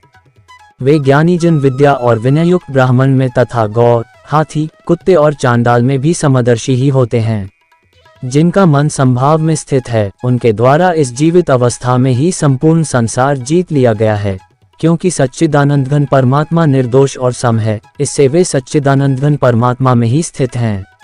जो पुरुष प्रिय को प्राप्त होकर हर्षित नहीं हो और अप्रिय को प्राप्त होकर उद्विग्न न हो, वह स्थिर बुद्धि, संशय रहित ब्रह्मवेता पुरुष सच्चिदानंद घन परब्रह्म परमात्मा में एक ही भाव से नित्य स्थित है। बाहर के विषयों में आसक्ति रहित अंतःकरण वाला साधक आत्मा में स्थित जो ध्यानजनित सात्विक आनंद है, उसको प्राप्त होता है। तदनंतर वह सच्चिदानंद घन परब्रह्म परमात्मा के ध्यान रूप योग में अभिन्न भाव से स्थित पुरुष अक्षय आनंद का अनुभव करता है। जो ये इंद्रिय तथा विषयों के संयोग से उत्पन्न होने वाले सब भोग हैं, यद्यपि विषयी पुरुषों को सुख रूप भासते हैं, तो भी दैक के ही हेतु हैं और आदि अंत वाले अर्थात अनित्य हैं। इसलिए हे अर्जुन, बुद्धिमान विवेकी पुरुष उनमें नहीं रमता। जो साधक इस मनुष्य शरीर में शरीर का नाश होने से पहले पहले ही काम क्रोध से उत्पन्न होने वाले वेग को सहन करने में समर्थ हो जाता है, वही पुरुष योगी है और वही सुखी है। जो पुरुष अंतरात्मा में ही सुख वाला है, आत्मा में ही रमण करने वाला है तथा जो आत्मा में ही ज्ञान वाला है, वह सच्चिदानंद घन परब्रह्म परमात्मा के साथ एक ही भाव को प्राप्त सांख्य योगी शांत ब्रह्म को प्राप्त होता है। जिनके सब पाप नष्ट हो गए हैं, जिनके सब संशय ज्ञान के द्वारा निवृत्त हो गए हैं, जो संपूर्ण प्राणियों के हित में रत हैं और जिनका जीता हुआ मन निश्चल भाव से परमात्मा में स्थित है, वे ब्रह्मवेता पुरुष शांत ब्रह्म को प्राप्त होते हैं। काम क्रोध से रहित जीते हुए चित्त वाले परब्रह्म परमात्मा का साक्षात्कार किए हुए ज्ञानी पुरुषों के लिए सब ओर से शांत परब्रह्म परमात्मा ही परिपूर्ण है। बाहर के विषय भोगों को न चिंतन करता हुआ बाहर ही निकालकर और नेत्रों की दृष्टि को भृकुटी के बीच में स्थित करके तथा नासिका में विचरने वाले प्राण और अपान वायु को सम करके, जिसकी इंद्रियां, मन और बुद्धि जीती हुई है, ऐसा जो मोक्षपरायण मुनि इच्छा, भय और क्रोध से रहित हो गया है, वह सदा मुक्त ही है। मेरा भक्त मुझको सब यज्ञ और तपों का भोगने वाला, संपूर्ण लोकों के ईश्वरों का भी ईश्वर तथा संपूर्ण भूत प्राणियों का सुहृद अर्थात स्वार्थ रहित दयालु और प्रेमी, ऐसा तत्व से जानकर शांति को प्राप्त होता है।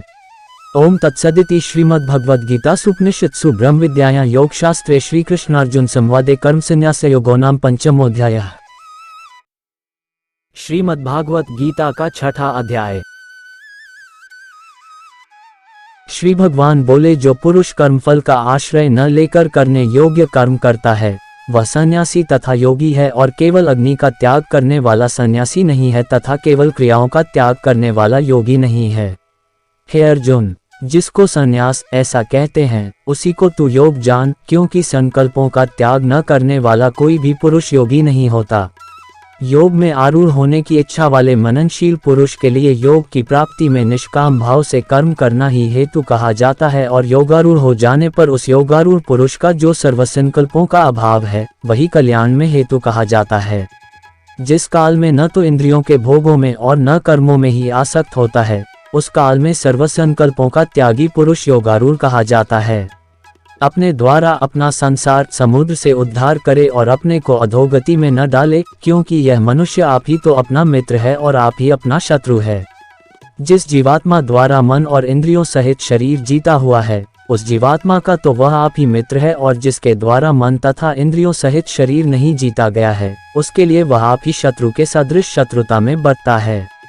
सर्दी, गर्मी और सुख दुख आदि में तथा मान और अपमान में जिसके अंतःकरण की वृत्तियां भली भांति शांत हैं, ऐसे स्वाधीन आत्मा वाले पुरुष के ज्ञान में सच्चिदानंद घन परमात्मा सम्यक प्रकार से स्थित है, अर्थात उसके ज्ञान में परमात्मा के सिवा अन्य कुछ है ही नहीं। जिसका अंत करण ज्ञान विज्ञान से तृप्त है, जिसकी स्थिति विकार रहित है, जिसकी इंद्रियां भली भांति जीती हुई हैं और जिसके लिए मिट्टी, पत्थर और सुवर्ण समान है, वह योगी युक्त अर्थात भगवत प्राप्त है, ऐसे कहा जाता है। सुहृद, स्वार्थ रहित, सबका हित करने वाला, मित्र, वैरी, उदासीन, पक्षपात रहित, मध्यस्थ, दोनों ओर की भलाई चाहने वाला, द्वेष्य और बंधुगणों में, धर्मात्माओं में और पापियों में भी समान भाव रखने वाला अत्यंत श्रेष्ठ है। मन और इंद्रियों सहित शरीर को वश में रखने वाला, आशा रहित और संग्रह रहित योगी अकेला ही एकांत स्थान में स्थित होकर आत्मा को निरंतर परमात्मा में लगावे। शुद्ध भूमि में, जिसके ऊपर क्रमशः कुशा, मृगछाला और वस्त्र बिछे हैं, जो न बहुत ऊंचा है और न बहुत नीचा, ऐसे अपने आसन को स्थिर स्थापन करके उस आसन पर बैठकर चित्त और इंद्रियों की क्रियाओं को वश में रखते हुए मन को एकाग्र करके अंतःकरण की शुद्धि के लिए योग का अभ्यास करे।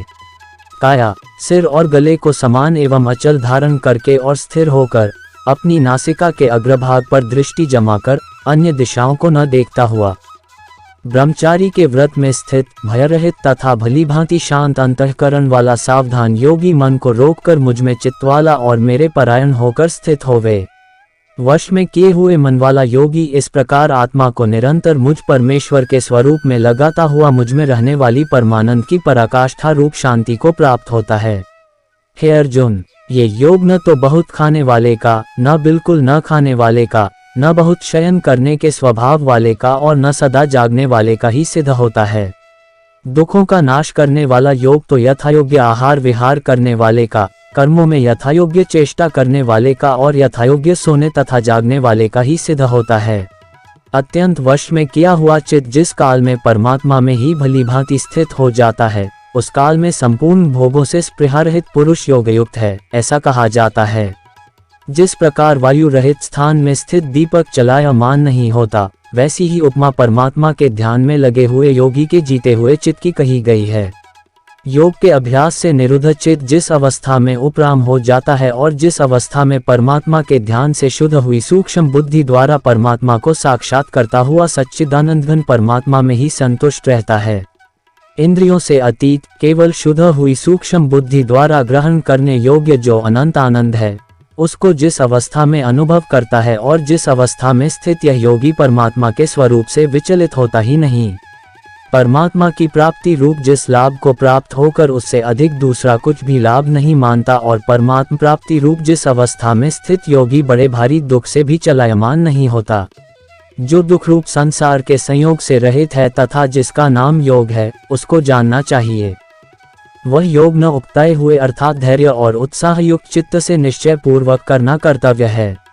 संकल्प से उत्पन्न होने वाली संपूर्ण कामनाओं को निश्चित रूप से त्याग कर और मन के द्वारा इंद्रियों के समुदाय को सभी ओर से भली भांति रोककर क्रम क्रम से अभ्यास करता हुआ उपरति को प्राप्त हो तथा धैर्य युक्त बुद्धि के द्वारा मन को परमात्मा में स्थित करके परमात्मा के सिवा और कुछ भी चिंतन न करे। ये स्थिर न रहने वाला और चंचल मन जिस शब्दादि विषय के निमित्त से संसार में विचरता है, उस विषय से रोककर यानी हटाकर इसे बार बार परमात्मा में ही निरुद्ध करे। क्योंकि जिसका मन भली प्रकार शांत है, जो पाप से रहित है और जिसका रजोगुण शांत हो गया है, ऐसे इस सच्चिदानंद घन ब्रह्म के साथ एक ही भाव हुए योगी को उत्तम आनंद प्राप्त होता है। वह पाप रहित योगी इस प्रकार निरंतर आत्मा को परमात्मा में लगाता हुआ सुखपूर्वक परब्रह्म परमात्मा की प्राप्ति रूप अनंत आनंद का अनुभव करता है। सर्वव्यापी अनंत चेतन में एक ही भाव से स्थिति रूप योग से युक्त आत्मा वाला तथा सब में संभाव से देखने वाला योगी आत्मा को संपूर्ण भूतों में स्थित और संपूर्ण भूतों को आत्मा में कल्पित देखता है। जो पुरुष संपूर्ण भूतों में सबके आत्मरूप मुझ वासुदेव को ही व्यापक देखता है और संपूर्ण भूतों को मुझ वासुदेव के अंतर्गत जैसे मनुष्य अपने मस्तक, हाथ, पैर और गुदादि के साथ ब्राह्मण, क्षत्रिय, शूद्र और मलेच्छादिकों का सा बर्ताव करता हुआ भी उनमें आत्मभाव अर्थात अपनापन समान होने से सुख और दुख को समान ही देखता है, वैसे ही सब भूतों में देखना अपनी भांति सम देखना है, देखता है। उसके लिए मैं अदृश्य नहीं होता और वह मेरे लिए अदृश्य नहीं होता। जो पुरुष एक ही भाव में स्थित होकर संपूर्ण भूतों में आत्मरूप से स्थित मुझ सच्चिदानंद घन वासुदेव को भजता है, वह योगी सब प्रकार से बरतता हुआ भी मुझ में ही बरतता है। हे अर्जुन, जो योगी अपनी भांति संपूर्ण भूतों में सम देखता है और सुख अथवा दुख को भी सब में सम देखता है, वह योगी परम श्रेष्ठ माना गया है। अर्जुन बोले, हे मधुसूदन, जो ये योग आपने संभाव से कहा है, मन के चंचल होने से मैं इसकी नित्य स्थिति को नहीं देखता हूँ, क्योंकि हे श्री कृष्ण, यह मन बड़ा चंचल प्रमथन स्वभाव वाला बड़ा दृढ़ और बलवान है, इसलिए उसका वश में करना मैं वायु को रोकने की भांति अत्यंत दुष्कर मानता हूँ। श्री भगवान बोले, हे महाबाहो, निसंदेह मन चंचल और कठिनता से वश में होने वाला है, परंतु हे कुंती पुत्र अर्जुन, यह अभ्यास और वैराग्य से वश में होता है। जिसका मन वश में किया हुआ नहीं है, ऐसे पुरुष द्वारा योग दुष्प्राप्य है और वश में किए हुए मन वाले प्रयत्नशील पुरुष द्वारा साधन से उसका प्राप्त होना सहज है, यह मेरा मत है। अर्जुन बोले, हे श्री कृष्ण, जो योग में श्रद्धा रखने वाला है किंतु संयमी नहीं है, इस कारण जिसका मन अंतकाल में योग से विचलित हो गया है, ऐसा साधक योग की सिद्धि को अर्थात भगवत साक्षात्कार को न प्राप्त होकर किस गति को प्राप्त होता है। हे महाबाहो, क्या वह भगवत प्राप्ति के मार्ग में मोहित और आश्रय रहित पुरुष छिन्न भिन्न बादल की भांति दोनों ओर से भ्रष्ट होकर नष्ट तो नहीं हो जाता।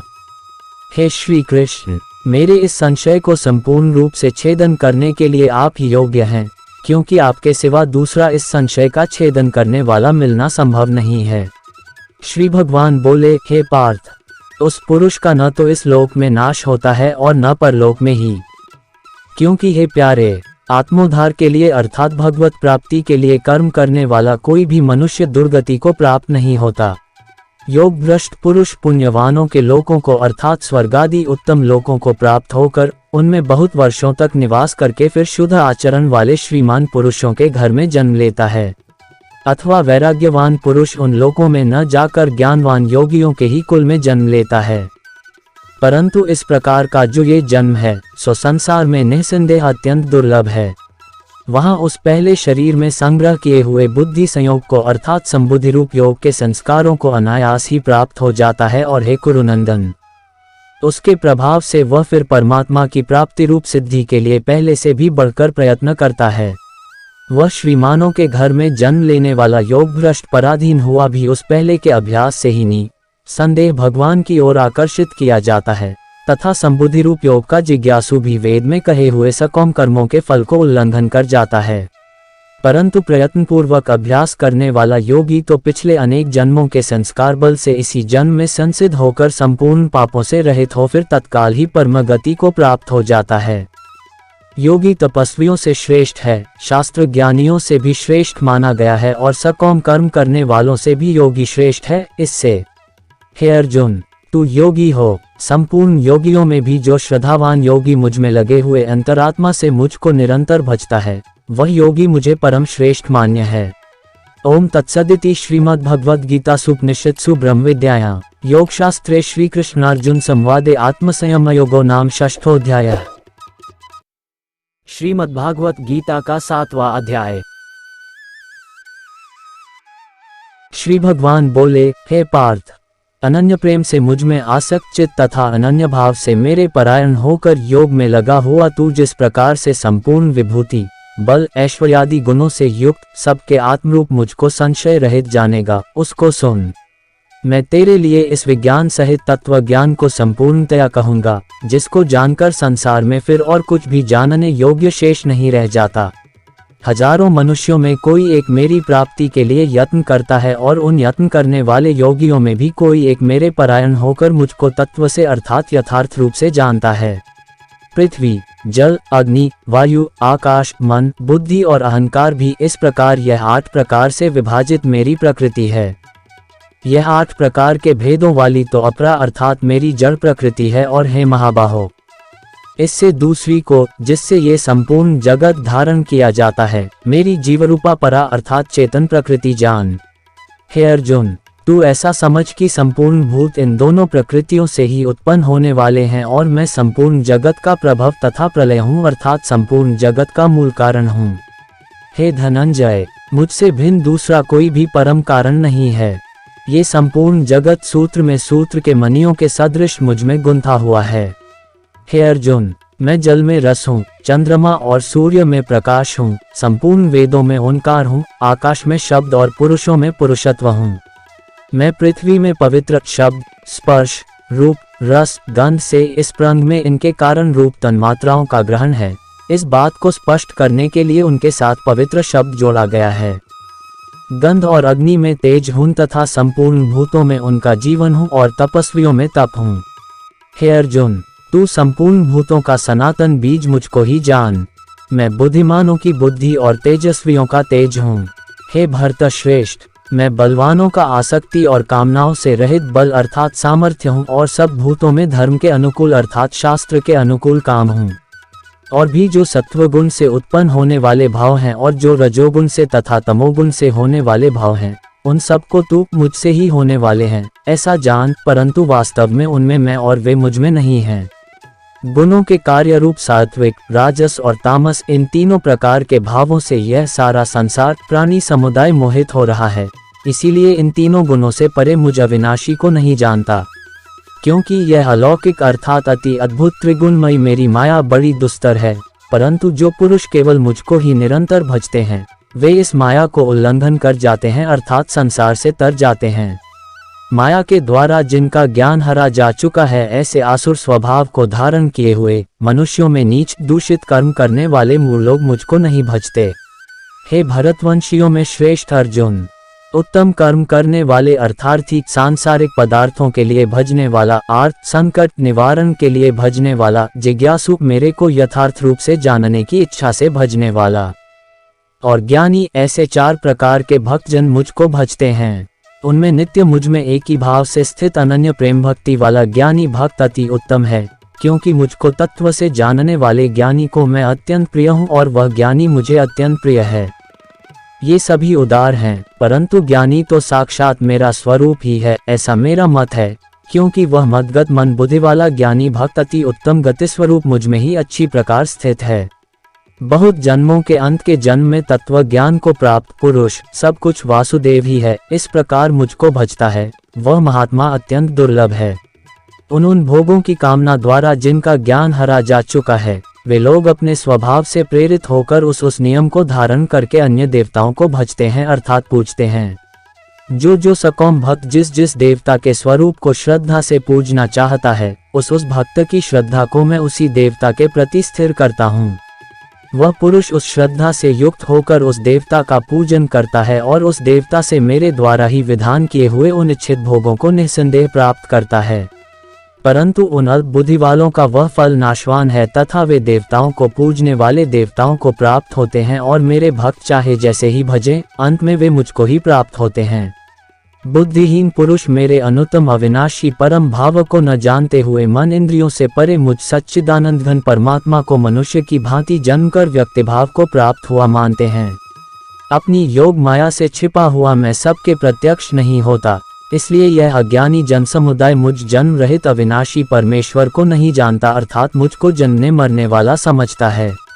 हे अर्जुन, पूर्व में व्यतीत हुए और वर्तमान में स्थित तथा आगे होने वाले सब भूतों को मैं जानता हूँ, परंतु मुझको कोई भी श्रद्धा भक्ति रहित पुरुष नहीं जानता। हे भरतवंशी अर्जुन, संसार में इच्छा और द्वेष से उत्पन्न सुख दुख आदि द्वंद्व रूप मोह से संपूर्ण प्राणी अत्यंत अज्ञता को प्राप्त हो रहे हैं, परंतु निष्काम भाव से श्रेष्ठ कर्मों का आचरण करने वाले जिन पुरुषों का पाप नष्ट हो गया है, वे राग द्वेष जनित द्वंद्व रूप मोह से मुक्त दृढ़निश्चयी भक्त मुझको सब प्रकार से भजते हैं। जो मेरे शरण होकर जरा और मरण से छूटने के लिए यत्न करते हैं, वे पुरुष उस ब्रह्म को, संपूर्ण अध्यात्म को, संपूर्ण कर्म को जानते हैं। जो पुरुष अधिभूत और अधिदैव के सहित तथा अधियज्ञ के सहित सबका आत्मरूप मुझे अंतकाल में भी जानते हैं, वे युक्त चित्त वाले पुरुष मुझे जानते हैं अर्थात प्राप्त हो जाते हैं। ओम तत्सदिति श्रीमद्भगवद्गीतासु उपनिषत्सु ब्रह्म विद्यायां योग शास्त्रे श्री कृष्णार्जुन संवादे ज्ञान विज्ञान योगो नाम सप्तमोऽध्यायः। श्रीमद्भागवत गीता का 8वां अध्याय। अर्जुन ने कहा, हे पुरुषोत्तम, वह ब्रह्म क्या है, अध्यात्म क्या है, कर्म क्या है, अधिभूत नाम से क्या कहा गया है और अधिदैव किसको कहते हैं। हे मधुसूदन, यहाँ अधियज्ञ कौन है और वह इस शरीर में कैसे है, तथा युक्त चित्त वाले पुरुषों द्वारा अंत समय में आप किस प्रकार जानने में आते हैं। श्री भगवान ने कहा, परम अक्षर ब्रह्म है, अपना स्वरूप अर्थात जीवात्मा अध्यात्म नाम से कहा जाता है तथा भूतों के भाव को उत्पन्न करने वाला जो त्याग है, वह कर्म नाम से कहा गया है। उत्पत्ति विनाश धर्म वाले सब पदार्थ अधिभूत हैं। हिरण्यमय पुरुष जिसको शास्त्रों में सूत्रात्मा, हिरण्यगर्भ, प्रजापति, ब्रह्मा इत्यादि नामों से कहा गया है, अधिदैव है। और हे देहधारियों में श्रेष्ठ अर्जुन, इस शरीर में मैं वासुदेव ही अंतर्यामी रूप से अधियज्ञ हूँ। जो पुरुष अंतकाल में भी मुझको ही स्मरण करता हुआ शरीर को त्याग कर जाता है, वह मेरे साक्षात स्वरूप को प्राप्त होता है, इसमें कुछ भी संशय नहीं है। हे कुंती पुत्र अर्जुन, यह मनुष्य अंतकाल में जिस भी भाव को स्मरण करता हुआ शरीर का त्याग करता है, उसको ही प्राप्त होता है, क्योंकि वह सदा उसी भाव से भावित रहा है। इसलिए हे अर्जुन, तू सब समय में निरंतर मेरा स्मरण कर और युद्ध भी कर। इस प्रकार मुझ में अर्पण किए हुए मन बुद्धि से युक्त होकर तू निसंदेह मुझको ही प्राप्त होगा। हे पार्थ, ये नियम है कि परमेश्वर के ध्यान के अभ्यास रूप योग से युक्त, दूसरी ओर न जाने वाले चित्त से निरंतर चिंतन करता हुआ मनुष्य परम प्रकाश रूप दिव्य पुरुष को अर्थात परमेश्वर को ही प्राप्त होता है। जो पुरुष सर्वज्ञ, अनादि, सबके नियंता, अंतर्यामी रूप से सब प्राणियों के शुभ और अशुभ कर्म के अनुसार शासन करने वाला, सूक्ष्म से भी अति सूक्ष्म, सबके धारण पोषण करने वाले अचिंत्य स्वरूप, सूर्य के सदृश नित्य चेतन प्रकाश रूप और अविद्या से अति परे शुद्ध सच्चिदानंद घन परमेश्वर का स्मरण करता है, वह भक्ति युक्त पुरुष अंतकाल में भी योग बल से भरी कुटी के मध्य में प्राण को अच्छी प्रकार स्थापित करके फिर निश्चल मन से स्मरण करता हुआ उस दिव्य रूप परम पुरुष परमात्मा को ही प्राप्त होता है। वेद के जानने वाले विद्वान जिस सच्चिदानंद घन रूप परम पद को अविनाशी कहते हैं, आसक्ति रहित यत्नशील सन्यासी महात्मा जन जिसमें प्रवेश करते हैं और जिस परम पद को चाहने वाले ब्रह्मचारी लोग ब्रह्मचर्य का आचरण करते हैं, उस परम पद को मैं तेरे लिए संक्षेप से कहूँगा। सब इंद्रियों के द्वारों को रोककर तथा मन को हृदय में स्थिर करके फिर उस जीते हुए मन के द्वारा प्राण को मस्तक में स्थापित करके परमात्मा संबंधी योग धारणा में स्थित होकर जो पुरुष ओम इस एक अक्षर रूप ब्रह्म को उच्चारण करता हुआ और उसके अर्थ स्वरूप मुझ निर्गुण ब्रह्म का चिंतन करता हुआ शरीर को त्याग कर जाता है, वह पुरुष परम गति को प्राप्त होता है। हे अर्जुन, जो पुरुष मुझ में अनन्यचित होकर सदा ही निरंतर मुझ पुरुषोत्तम को स्मरण करता है, उस नित्य निरंतर मुझ में युक्त हुए योगी के लिए मैं सुलभ हूँ, अर्थात उसे सहज ही प्राप्त हो जाता हूँ। परम सिद्धि को प्राप्त महात्मा जन मुझको प्राप्त होकर दुखों के घर एवं क्षणभंगुर पुनर्जन्म को नहीं प्राप्त होते। हे अर्जुन, ब्रह्मलोक पर्यंत सब लोग पुनरावर्ती हैं, परंतु हे कुंती पुत्र, मुझको प्राप्त होकर पुनर्जन्म नहीं होता, क्योंकि मैं कालातीत हूँ और ये सब ब्रह्मादि के लोक काल के द्वारा सीमित होने से अनित्य हैं। ब्रह्मा का जो एक दिन है उसको 1000 चतुर्युगी तक की अवधि वाला और रात्रि को भी 1000 चतुर्युगी तक की अवधि वाली जो पुरुष तत्व से जानते हैं, वे योगी जन काल के तत्व को जानने वाले हैं। संपूर्ण चराचर भूतगण ब्रह्मा के दिन के प्रवेश काल में अव्यक्त से अर्थात ब्रह्मा के सूक्ष्म शरीर से उत्पन्न होते हैं और ब्रह्मा की रात्रि के प्रवेश काल में उस अव्यक्त नामक ब्रह्मा के सूक्ष्म शरीर में ही लीन हो जाते हैं। हे पार्थ, वही यह भूत समुदाय उत्पन्न होकर प्रकृति के वश में हुआ रात्रि के प्रवेश काल में लीन होता है और दिन के प्रवेश काल में फिर उत्पन्न होता है। उस अव्यक्त से भी अति परे दूसरा अर्थात विलक्षण जो सनातन अव्यक्त भाव है, वह परम दिव्य पुरुष सब भूतों के नष्ट होने पर भी नष्ट नहीं होता। जो अव्यक्त अक्षर इस नाम से कहा गया है, उसी अक्षर नामक अव्यक्त भाव को परमगति कहते हैं तथा जिस सनातन अव्यक्त भाव को प्राप्त होकर मनुष्य वापस नहीं आते, वह मेरा परम धाम है। हे पार्थ, जिस परमात्मा के अंतर्गत सर्वभूत हैं और जिस सच्चिदानंद घन परमात्मा से यह समस्त जगत परिपूर्ण है, वह सनातन अव्यक्त परम पुरुष तो अनन्य भक्ति से ही प्राप्त होने योग्य है। हे अर्जुन, जिस काल में शरीर त्याग कर गए हुए योगी जन तो वापस न लौटने वाली गति को और जिस काल में गए हुए वापस लौटने वाली गति को ही प्राप्त होते हैं, उस काल को अर्थात दोनों मार्गों को कहूँगा। जिस मार्ग में ज्योतिर्मय अग्नि अभिमानी देवता है, दिन का अभिमानी देवता है, शुक्ल पक्ष का अभिमानी देवता है और उत्तरायण के 6 महीनों का अभिमानी देवता है, उस मार्ग में मरकर गए हुए ब्रह्मवेता योगी जन उपर्युक्त देवताओं द्वारा क्रम से ले जाए जाकर ब्रह्म को प्राप्त होते हैं। जिस मार्ग में धूमाभिमानी देवता है, रात्रि अभिमानी देवता है तथा कृष्ण पक्ष का अभिमानी देवता है और दक्षिणायन के 6 महीनों का अभिमानी देवता है, उस मार्ग में मरकर गया हुआ सकौम कर्म करने वाला योगी उपर्युक्त देवताओं द्वारा क्रम से ले गया हुआ चंद्रमा की ज्योति को प्राप्त होकर स्वर्ग में अपने शुभ कर्मों का फल भोग कर वापस आता है। क्योंकि जगत के ये 2 प्रकार के शुक्ल और कृष्ण अर्थात देवयान और पितृयान मार्ग सनातन माने गए हैं। इनमें एक के द्वारा गया हुआ जिससे वापस नहीं लौटना पड़ता, उस परम गति को प्राप्त होता है और दूसरे द्वारा गया हुआ फिर वापस आता है अर्थात जन्म मृत्यु को प्राप्त होता है। हे पार्थ, इस प्रकार इन दोनों मार्गों को तत्व से जानकर कोई भी योगी मोहित नहीं होता। इस कारण हे अर्जुन, तू सब काल में संबुद्धि रूप योग से युक्त हो अर्थात निरंतर मेरी प्राप्ति के लिए साधन करने वाला हो। योगी पुरुष इस रहस्य को तत्व से जानकर वेदों के पढ़ने में तथा यज्ञ तप और दानादि के करने में जो पुण्य फल कहा है, उन सब को निःसंदेह उल्लंघन कर जाता है और सनातन परम पद को प्राप्त होता है। ओम तत्सदिति श्रीमद्भगवद्गीता उपनिषत्सु ब्रह्म विद्यायां योग शास्त्रे श्री कृष्ण अर्जुन संवादे अक्षर ब्रह्म योगो नामाष्टमोऽध्याय। श्रीमद्भागवत गीता का 9वां अध्याय। श्री भगवान बोले, तुझ दोष दृष्टि रहित भक्त के लिए इस परम गोपनीय विज्ञान सहित ज्ञान को पुनः भली भांति कहूँगा, जिसको जानकर तू दुख रूप संसार से मुक्त हो जाएगा। यह विज्ञान सहित ज्ञान सब विद्याओं का राजा, सब गोपनीयों का राजा, अति पवित्र, अति उत्तम, प्रत्यक्ष फल वाला, धर्मयुक्त, साधन करने में बड़ा सुगम और अविनाशी है। हे परंतप, इस उपरयुक्त धर्म में श्रद्धा रहित पुरुष मुझको न प्राप्त होकर मृत्यु रूप संसार चक्र में भ्रमण करते रहते हैं।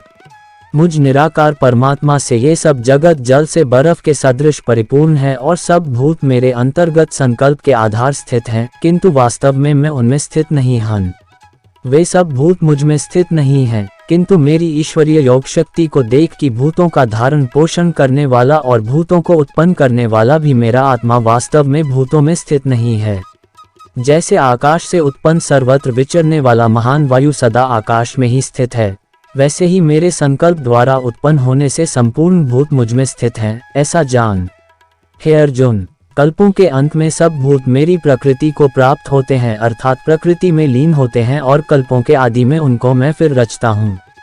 अपनी प्रकृति को अंगीकार करके स्वभाव के बल से परतंत्र हुए इस संपूर्ण भूत समुदाय को बार बार उनके कर्मों के अनुसार रचता हूँ। हे अर्जुन, उन कर्मों में आसक्ति रहित और उदासीन के सदृश स्थित मुझ परमात्मा को वे कर्म नहीं बांधते। हे अर्जुन, मुझ अधिष्ठाता के सकाश से प्रकृति चराचर सहित सर्व जगत को रचती है और इस हेतु से ही यह संसार चक्र घूम रहा है। मेरे परम भाव को न जानने वाले मूल लोग मनुष्य का शरीर धारण करने वाले मुझ संपूर्ण भूतों के महान ईश्वर को तुच्छ समझते हैं, अर्थात अपनी योग माया से संसार के उद्धार के लिए मनुष्य रूप में विचरते हुए मुझ परमेश्वर को साधारण मनुष्य मानते हैं। वे व्यर्थ आशा, व्यर्थ कर्म और व्यर्थ ज्ञान वाले विक्षिप्त चित्त अज्ञानी जन राक्षसी, आसुरी और मोहिनी प्रकृति को ही धारण किए रहते हैं। परंतु हे कुंती पुत्र, दैवी प्रकृति के आश्रित महात्माजन मुझको सब भूतों का सनातन कारण और नाश रहित अक्षर स्वरूप जानकर अनन्य मन से युक्त होकर निरंतर भजते हैं। वे दृढ़ निश्चय वाले भक्तजन निरंतर मेरे नाम और गुणों का कीर्तन करते हुए तथा मेरी प्राप्ति के लिए यत्न करते हुए और मुझको बार बार प्रणाम करते हुए सदा मेरे ध्यान में युक्त होकर अनन्य प्रेम से मेरी उपासना करते हैं। दूसरे ज्ञान योगी मुझ निर्गुण निराकार ब्रह्म का ज्ञान यज्ञ के द्वारा अभिन्न भाव से पूजन करते हुए भी मेरी उपासना करते हैं, और दूसरे मनुष्य बहुत प्रकार से स्थित मुझ विराट स्वरूप परमेश्वर की पृथक भाव से उपासना करते हैं। क्रतु में हूँ, यज्ञ में हूँ, स्वधा में हूँ, औषधि में हूँ, मंत्र में हूँ, घृत में हूँ, अग्नि में हूँ और हवन रूप क्रिया भी में ही हूँ। इस संपूर्ण जगत का धाता अर्थात धारण करने वाला एवं कर्मों के फल को देने वाला पिता, माता, पितामह, जानने योग्य एक पवित्र ओंकार तथा ऋग्वेद, सामवेद और यजुर्वेद भी मैं ही हूँ। प्राप्त होने योग्य परम धाम, भरण पोषण करने वाला, सबका स्वामी, शुभाशुभ का देखने वाला, सबका वासस्थान, शरण लेने योग्य, प्रत्युपकार न चाहकर हित करने वाला, सबकी उत्पत्ति प्रलय का हेतु, स्थिति का आधार, निधान और अविनाशी कारण भी मैं ही हूँ। मैं ही सूर्य रूप से तपता हूँ, वर्षा का आकर्षण करता हूँ और उसे बरसाता हूँ। हे अर्जुन, मैं ही अमृत और मृत्यु हूँ और सत असत भी मैं ही हूँ। तीनों वेदों में विधान किए हुए सकौम कर्मों को करने वाले, सोमरस को पीने वाले, पाप रहित पुरुष यहाँ स्वर्ग प्राप्ति के प्रतिबंधक देवऋण रूप पाप से पवित्र होना समझना चाहिए। मुझको यज्ञों के द्वारा पूजकर स्वर्ग की प्राप्ति चाहते हैं। वे पुरुष अपने पुण्यों के फलरूप स्वर्गलोक को प्राप्त होकर स्वर्ग में दिव्य देवताओं के भोगों को भोगते हैं। वे उस विशाल स्वर्गलोक को भोगकर पुण्य क्षीण होने पर मृत्यु लोक को प्राप्त होते हैं। इस प्रकार स्वर्ग के साधन रूप तीनों वेदों में कहे हुए सकाम कर्म का आश्रय लेने वाले और भोगों की कामना वाले पुरुष बार बार आवागमन को प्राप्त होते हैं, अर्थात पुण्य के प्रभाव से स्वर्ग में जाते हैं और पुण्य क्षीण होने पर मृत्यु लोक में आते हैं। जो अनन्य प्रेमी भक्तजन मुझ परमेश्वर को निरंतर चिंतन करते हुए निष्काम भाव से भजते हैं, उन नित्य निरंतर मेरा चिंतन करने वाले पुरुषों का योग क्षेम भगवत स्वरूप की प्राप्ति का नाम योग है और भगवत प्राप्ति के निमित्त किए हुए साधन की रक्षा का नाम क्षेम है। मैं स्वयं प्राप्त कर देता हूँ।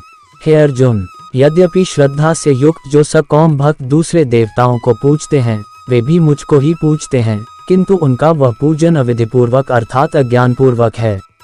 क्योंकि संपूर्ण यज्ञों का भोक्ता और स्वामी भी मैं ही हूँ, परंतु वे मुझ परमेश्वर को तत्व से नहीं जानते, इसी से गिरते हैं अर्थात पुनर्जन्म को प्राप्त होते हैं। देवताओं को पूजने वाले देवताओं को प्राप्त होते हैं, पितरों को पूजने वाले पितरों को प्राप्त होते हैं, भूतों को पूजने वाले भूतों को प्राप्त होते हैं और मेरा पूजन करने वाले भक्त मुझको ही प्राप्त होते हैं। इसलिए मेरे भक्तों का पुनर्जन्म नहीं होता। जो कोई भक्त मेरे लिए प्रेम से पत्र, पुष्प, फल, जल आदि अर्पण करता है, उस शुद्ध बुद्धि निष्काम प्रेमी भक्त का प्रेम पूर्वक अर्पण किया हुआ वह पत्र पुष्पादि में सगुण रूप से प्रकट होकर प्रीति से हित खाता हूँ। हे अर्जुन, तू जो कर्म करता है, जो खाता है, जो हवन करता है, जो दान देता है और जो तप करता है, वह सब मेरे अर्पण कर। इस प्रकार जिसमें समस्त कर्म मुझ भगवान के अर्पण होते हैं, ऐसे संन्यास योग से युक्त चित्त वाला तू शुभाशुभ फल रूप कर्म बंधन से मुक्त हो जाएगा और उनसे मुक्त होकर मुझको ही प्राप्त होगा। मैं सब भूतों में संभाव से व्यापक हूँ, न कोई मेरा अप्रिय है और न प्रिय है, परंतु जो भक्त मुझको प्रेम से भजते हैं वे मुझ में हैं और मैं भी उनमें प्रत्यक्ष प्रकट। जैसे सूक्ष्म रूप से सब जगह व्यापक हुआ भी अग्नि साधनों द्वारा प्रकट करने से ही प्रत्यक्ष होता है, वैसे ही सब जगह स्थित हुआ भी परमेश्वर भक्ति से भजने वाले के ही अंतःकरण में प्रत्यक्ष रूप से प्रकट होता हूँ। यदि कोई अतिशय दुराचारी भी अनन्य भाव से मेरा भक्त होकर मुझको भजता है तो वह साधु ही मानने योग्य है, क्योंकि वह यथार्थ निश्चय वाला है। अर्थात उसने भली भांति निश्चय कर लिया है कि परमेश्वर के भजन के समान अन्य कुछ भी नहीं है। वह शीघ्र ही धर्मात्मा हो जाता है और सदा रहने वाली परम शांति को प्राप्त होता है। हे अर्जुन, तू निश्चय पूर्वक सत्य जान कि मेरा भक्त नष्ट नहीं होता। हे अर्जुन, स्त्री, वैश्य, शूद्र तथा पाप योनि चांडालादि जो कोई भी हो, वे भी मेरे शरण होकर परमगति को ही प्राप्त होते हैं। फिर इसमें तो कहना ही क्या है, जो पुण्यशील ब्राह्मण तथा राजर्षि भक्तजन मेरी शरण होकर परमगति को प्राप्त होते हैं। इसलिए तू सुख रहित और क्षणभंगर इस मनुष्य शरीर को प्राप्त होकर निरंतर मेरा ही भजन कर। मुझ में मन लगाने वाला हो, मेरा भक्त बन, मेरा पूजन करने वाला हो, मुझको प्रणाम करे। इस प्रकार आत्मा को मुझ में नियुक्त करके मेरे परायण होकर तू मुझको ही प्राप्त होगा। ओम तत्सदिति श्रीमद्भगवद्गीता सुपनिषत्सु ब्रह्म विद्यायां योग शास्त्रे श्री कृष्णार्जुन संवादे राजविद्या राजगुह्य योगो नाम नवमोऽध्यायः। यारे दोस्तों, आपको भागवत गीता जी में महाभारत के संवाद की कथा सुनने में आनंद मिला हो तो वीडियो को अपने मित्रों और परिवार के सदस्यों को शेयर करें, वीडियो को लाइक करें, आपके अपने इस चैनल को सब्सक्राइब करें, जिससे हमें आपके लिए ऐसी ही अच्छी वीडियो बनाने के लिए मोटिवेशन मिले। आपका वीडियो को पूरा देखने के लिए आप सभी मित्रों का हृदय से धन्यवाद।